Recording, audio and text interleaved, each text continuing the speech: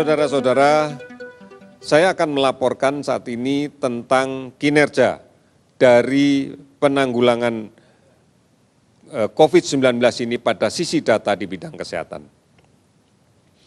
Sampai dengan hari ini spesimen yang telah kita periksa sebanyak 202.936 spesimen.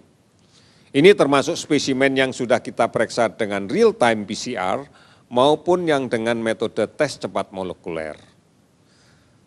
Di pemeriksaan itu kita akan mendapatkan kenaikan pasien konfirmasi COVID-19. Ada kenaikan sebanyak 486 orang sehingga menjadi 18.496 orang.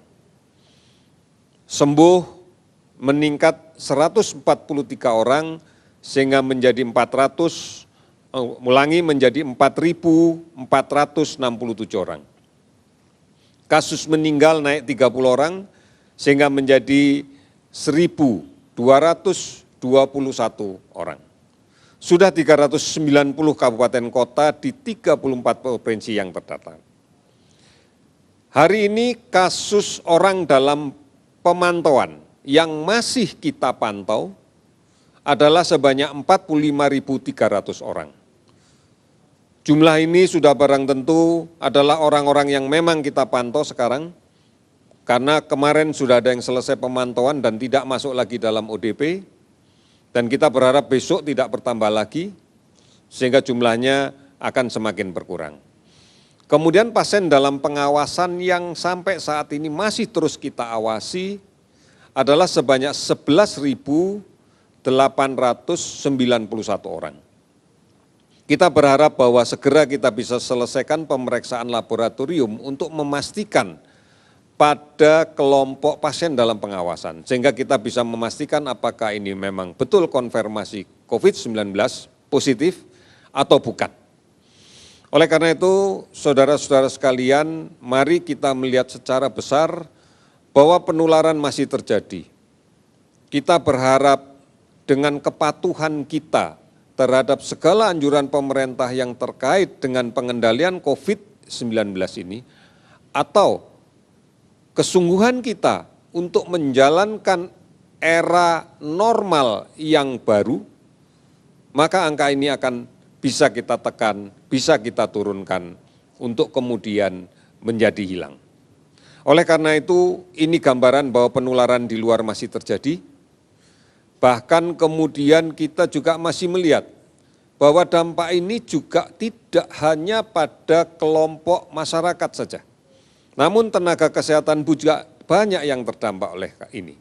Oleh karena itu mari kita bersama-sama bekerja sama, kita berduka atas gugurnya beberapa tenaga kesehatan, namun kita juga harus kemudian memiliki komitmen yang kuat untuk menurunkan kasus ini. Oleh karena itu, kerjasama secara serentak, terus-menerus menjadi sesuatu yang penting. Dan kita jangan segan-segan untuk saling mengingatkan untuk sebuah kebaikan. Oleh karena itu, mari kita kembali lagi bagaimana normal baru dalam kehidupan kita harus kita warnai dengan membiasakan untuk mencuci tangan secara sering dengan menggunakan sabun dan air yang mengalir. Kemudian tidak lagi kita membiasakan kebiasaan untuk memegang wajah, memegang mulut, hidung, mata sebelum mencuci tangan, karena ini akan menjadi sangat rawan. Cuci tangan pakai sabun. Kemudian apabila kita terpaksa harus keluar rumah, gunakan masker. Dan jaga jarak. Apabila ini menjadi budaya kita, pasti kita tidak akan membentuk kerumunan-kerumunan yang tidak ada pentingnya. Oleh karena itu, di rumah adalah pilihan yang terbaik. Dalam situasi seperti sekarang ini, sebaiknya tidak keluar rumah. Tidak mengambil resiko untuk melakukan perjalanan kemana saja. Karena kita tidak pernah tahu siapa yang ada di sekitar kita yang bawa penyakit. Oleh karena itu jangan bepergian.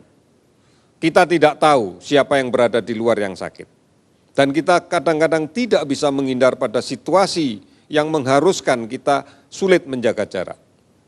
Misalnya kita berada di terminal, di stasiun, di toilet umum, dan seterusnya.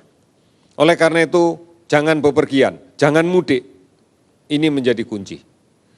Dan tetap ikuti informasi-informasi yang benar yang telah disediakan oleh pemerintah di berbagai macam kanal pemberitaan. Oleh karena itu, mari saudara-saudara, kita semangat yang baru, kita jalankan normal yang baru, agar kita bisa melindungi keluarga kita, melindungi diri sendiri, melindungi keluarga kita. Dan sudah barang tentu akan juga melindungi orang lain. Kita yakini ini bahwa kita bisa mengendalikan COVID-19 dengan kebersamaan kita. Kita bersama pasti bisa. Saudara-saudara, yakinlah Indonesia pasti bisa. Sekian, terima kasih.